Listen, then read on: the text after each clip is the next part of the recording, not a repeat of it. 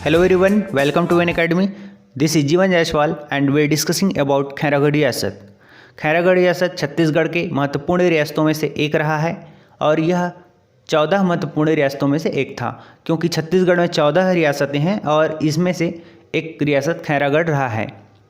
खैरागढ़ रियासत से पहले भी हम लोगों ने कुछ डिस्कस किया है, अन्य रियासतों के बारे में चर्चा किया था और आगे भी कुछ रियासत बचे हुए हैं जिनसे हम चर्चा करेंगे, उनके बारे में जानेंगे, क्योंकि एग्ज़ाम पॉइंट ऑफ व्यू से काफ़ी इंपॉर्टेंट रहा है और इस तरह से क्वेश्चंस पूछे जाते हैं। सो हम इसको डिस्कस करेंगे और कंप्लीट करेंगे। तो आज हम छत्तीसगढ़ के खैरागढ़ रियासत को देख रहे हैं और इसकी क्षेत्रफल जो रहा है वो 931 वर्ग मील में फैला हुआ था। इसकी राजधानी खैरागढ़ थी और इसके संस्थापक जो थे खटगराय थे। खटगराय ने इसे राजधानी के रूप का दर्जा दिया। इसके पहले देख सकते हैं कि खोलावा इसकी राजधानी थी। खोलावा इसकी राजधानी होने के कारण बाद में इसे परिवर्तन कर दिया गया खैरागढ़ को। और इसके नामकरण पर यदि देखा जाए तो नामकरण में एक मत है कि यहाँ पर खैर वृक्ष अधिक मात्रा में पाया जाता है और खैर वृक्ष के अधिक मात्रा में पाए जाने के कारण ही इस क्षेत्र का नामकरण पड़ गया खैरागढ़। और फिर आगे चल कर के खैरागढ़ रियासत इसी के क्षेत्र को जाना गया, इसी के नाम से ही खैरागढ़ रियासत को जाना गया। तो इस प्रकार से खैरागढ़ रियासत का नाम पड़ा था।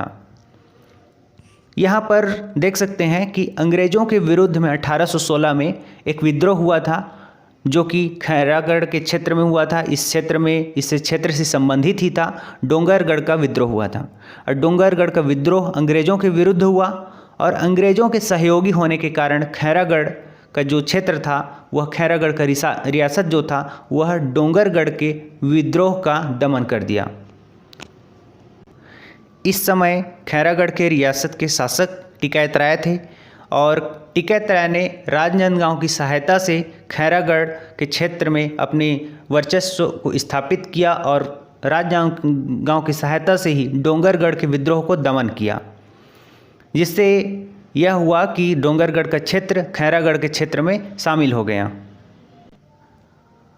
खैरागढ़ की रियासत में कई शासक हुए जिन्होंने योगदान दिया, जन कल्याणकारी कार्य किए और योग्य शासक भी हुए थे, जिनमें हकपाल देव, फतेह सिंह, राजा वीरेंद्र बहादुर सिंह ये महत्वपूर्ण शासक रहे हैं खैरागढ़ रियासत से संबंधित। और इसी प्रकार देखें तो 1857 का विद्रोह में अंग्रेज़ों के पक्षधर के रूप में बने रहे। खैरागढ़ रियासत एक महत्वपूर्ण रियासत था। जब संपूर्ण भारत में 1857 का विद्रोह भड़क उठा था उस समय खैरागढ़ का रियासत अंग्रेज़ों के पक्षधर में बना रहा। तत्कालीन रूप से शासक को देख सकते हैं कि फतेह सिंह यहाँ पर शासक थे और इस प्रकार अंग्रेज़ों के भक्त के रूप में बने रहे।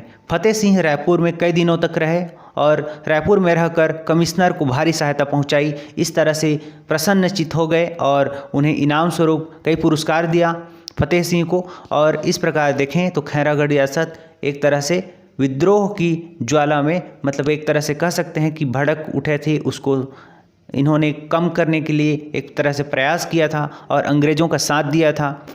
फिर आगे चल करके देखें तो राजा वीरेंद्र बहादुर सिंह आए, जो कि यहाँ के लिए एक तरह से बहुत ही महत्वपूर्ण शासक थे और ये कुशल नेतृत्वकर्ता थे, योग्य प्रशासक थे, कई सारे गुण इसमें विद्यमान थे। राजा वीरेंद्र बहादुर सिंह के शासनकाल के समय ही इस रियासत का भारत संघ में विलय हुआ था और इन्होंने ही विलय पत्र पर हस्ताक्षर किए थे। इस प्रकार खैरागढ़ रियासत का विलय हो गया भारत संघ में और यह एक इसके विरासत को देख सकते हैं इसके क्षेत्र में। और विरासत जो भी था, इतिहास को हम आज भी हमको सहज कर रखे हुए हैं, जो कि एग्ज़ाम पॉइंट ऑफ व्यू से काफ़ी इंपॉर्टेंट है और छत्तीसगढ़ के संदर्भ में भी देखा जा सकता है कि यह बहुत ही महत्वपूर्ण विरासत रहा है। आगे अन्य जो रियासतें हैं उनके बारे में भी डिस्कस करेंगे। सो आज के लिए इतना ही है। Thank you so much.